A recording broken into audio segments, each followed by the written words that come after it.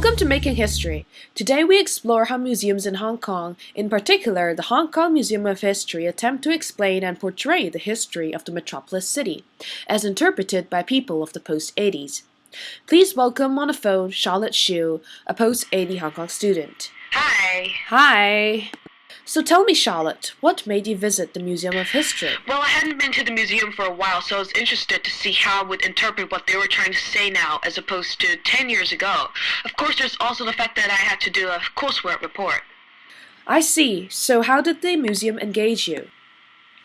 There were a total of 8 galleries on permanent display, and in each gallery, the setting was really different according to the periods. Right. It allowed visitors to immerse in that specific environment. For example, when you enter prehistoric Hong Kong, you're completely surrounded by specimens of forests, birds, and mammals.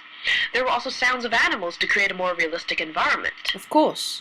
The history was also presented in short films, and in some theaters they were decorated with objects like Chinese lanterns, musical instruments to enhance the historic atmosphere. In the theater showing the geological changes of Hong Kong, there were special lava effects which created the illusion of a primeval universe. But I think there should be better promotion of audio guides. Although I visited the museum before, I was never aware that they had audio guides.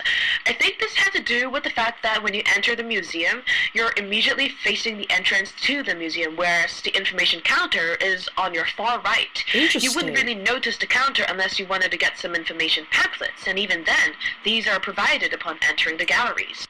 Was there any area that caught your attention? Well, I can never seem to understand why there's a gallery completely devoted to the rocks in Hong Kong.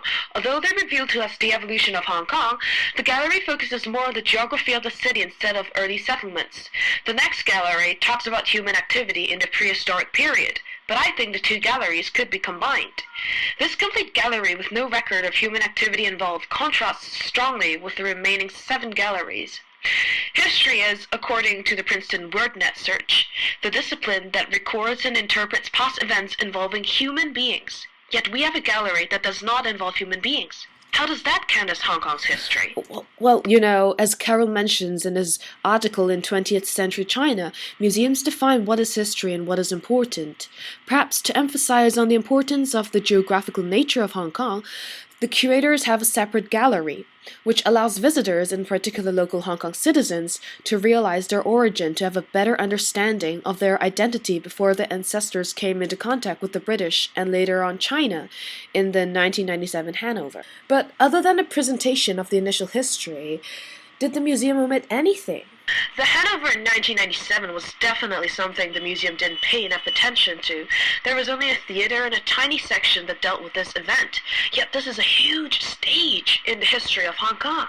I'm guessing the museum is trying to avoid making any criticisms, like whether or not the Hanover was a good thing.